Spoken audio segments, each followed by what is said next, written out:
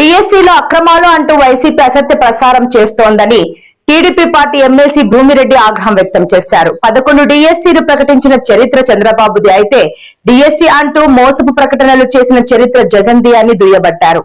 ఉద్యోగాలు అమ్ముకోవడం జగన్ నైజమని ఆక్షేపించారు. లక్షలాదిగా ఉన్న నిరుద్యోగ యువతీ యువకులకు గౌరవ ముఖ్యమంత్రి చంద్రబాబు నాయుడు గారు, గౌరవ ఐటీ విద్యాశాఖ మంత్రి లోకేష్ గారు ప్రభుత్వ రంగంలో, ప్రైవేటు రంగంలో లక్షలాది ఉద్యోగాలను తీసుకొని వచ్చేసి నిరుద్యోగ యువతకు ఉపాధి కల్పించాలని ప్రయత్నం చేస్తూ ఉంటే వారిలో కూడా ఒక గందరగోళాన్ని నెలకొల్పాలని చెప్పే ప్రయత్నానికి తెరలేపారు. దాదాపు సంవత్సరం క్రితం రాష్ట్రంలో ఉపాధ్యాయ నియామకాలు పూర్తయి ప్రతి ఒక్కరు కూడా దాదాపు 16,347 మంది ఉపాధ్యాయులు విధులు నిర్వహిస్తుండగా ఇప్పుడు కొత్తగా రాష్ట్రంలో ఎవరికీ లేని సమస్యను తెరమూతకు తీసుకొచ్చి ఉపాధ్యాయ నియామకాలు అక్రమాలు జరిగాయని చెప్పి గత 3-4 రోజులుగా రచ్చరాద్ధాంతం చేస్తూ ఉన్నారు.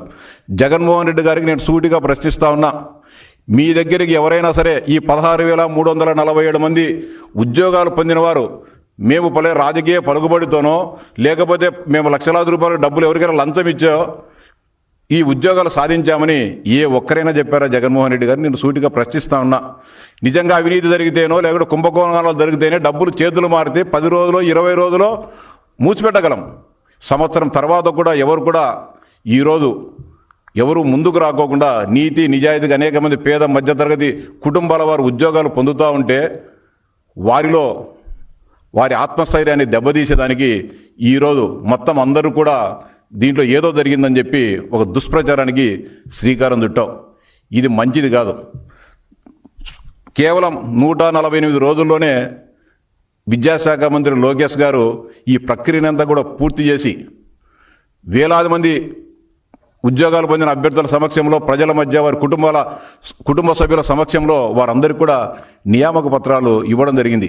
ఈ రాష్ట్రం ఆశ్చర్యంతో పులకించిపోయింది. ఇంత బ్రహ్మాండంగా, ఒక పారదర్శకంగా, ఇంత ఒక పండుగ వాతావరణంలో గతంలో ఎప్పుడు ఎవరూ చేయని విధంగా లోకేష్ గారు ఈ కార్యక్రమాన్ని ఇచ్చారు అని చెప్పి ప్రతి ఒక్కరు కూడా సంతోషపడ్డారు. నిరుద్యోగుల్లో కూడా, ఉద్యోగాలు రాని నిరుద్యోగుల్లో కూడా ఒక ఆశ నెలకొల్పడం జరిగింది. లోకేష్ బాబు గారి నాయకత్వంలో విద్యా వ్యవస్థ ముందుకు పోతుంది.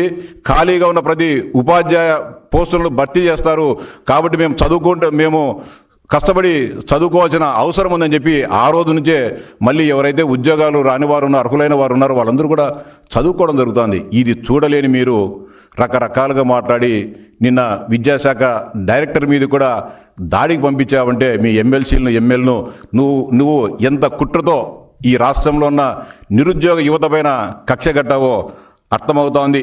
ఆయన రకరకాలుగా చెప్తున్నారు. మార్కులు వివరాలు ఎక్కడ కానీ ఇవ్వలేదు, వెబ్సైట్లో వెళ్ళేది. ఈ పరీక్ష కూడా మీరు గతంలో మీ తండ్రి గారు ముఖ్యమంత్రిగా ఉన్నప్పుడు చేసిన అవకతవకల మాదిరి చేయలే. కంప్యూటర్ బేస్డ్ ఎగ్జామ్ నిర్వహించడం జరిగింది మొట్టమొదటిసారిగా. ఎక్కడ కూడా చిన్న లీక్ అవ్వడం కానీ, లేకపోతే ఒకరి కాపీ కొట్టడం కానీ, లేకపోతే చిన్న పొరపాట్లు కూడా జరగకోకుండా వాటన్నిటిని కూడా సమర్థవంతంగా ఒక పద్ధతిగా అత్యంత రహస్యంగా నిర్వహించడం జరిగింది.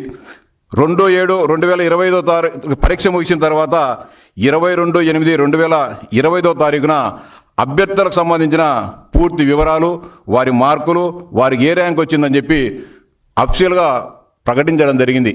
పబ్లిక్ డొమైన్లో పెట్టడం జరిగింది.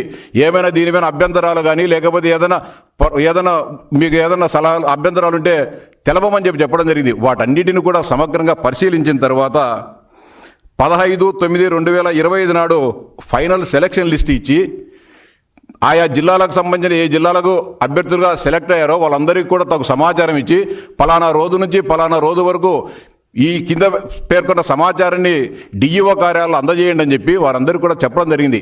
వారికి సంబంధించిన సర్టిఫికేట్ల వెరిఫికేషన్ అవన్నీ అయిన తర్వాత వారిని ఉద్యోగ నియామకాల్లో చేర్చుకోవడం జరిగింది.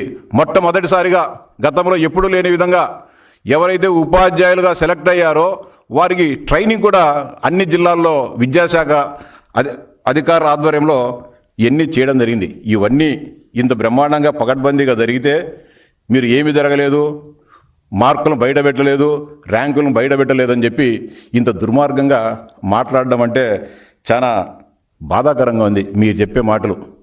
అంటే ఎంత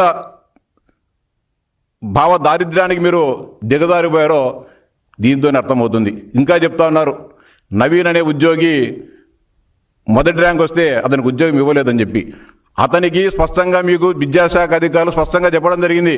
అతనికి మేము మిగతా అభ్యర్థుల మాదిరే మెసేజ్ పంపాం, సర్టిఫికెట్ల వెరిఫికేషన్ కోసం ఆ అభ్యర్థి రానందున అతను మేము ఉద్యోగాలు ఇవ్వలేకపోయాం. అతను కోర్టుకు పోయినా కూడా కోర్టుకు కూడా మేము అదే చెప్పాం, గ్రీవెన్స్ కమిటీకి వచ్చినా కూడా మేము అదే చెప్పాం. అతను సర్టిఫికెట్లు వెరిఫికేషన్కి రావడానికి మేమేం బాధ్యులం అవుతామని చెప్పి చెబితే మీరు రకరకాలుగా ఏవేవో మాట్లాడుతున్నారు. అంతేకాకుండా స్పోర్ట్స్కు సంబంధించి అవకతవకలు జరిగాయని చెప్పి ఒకటేదో కాల్ రికార్డును చూపించేసి మాట్లాడుతున్నారు. మీకు సవాల్ చేస్తూ ఉన్నాం, ఎంతమంది క్రీడాకారులకు టీచర్ ఉద్యోగాలు ఇచ్చామో పబ్లిక్ డొమైన్లో పెడతాం, మీరు వెరిఫై చేయండి. వీళ్ళు క్రీడాకారులుగా ఒరిజినల్ సర్టిఫికెట్లతో ఉద్యోగాలు పొందారా లేదా అని చెప్పి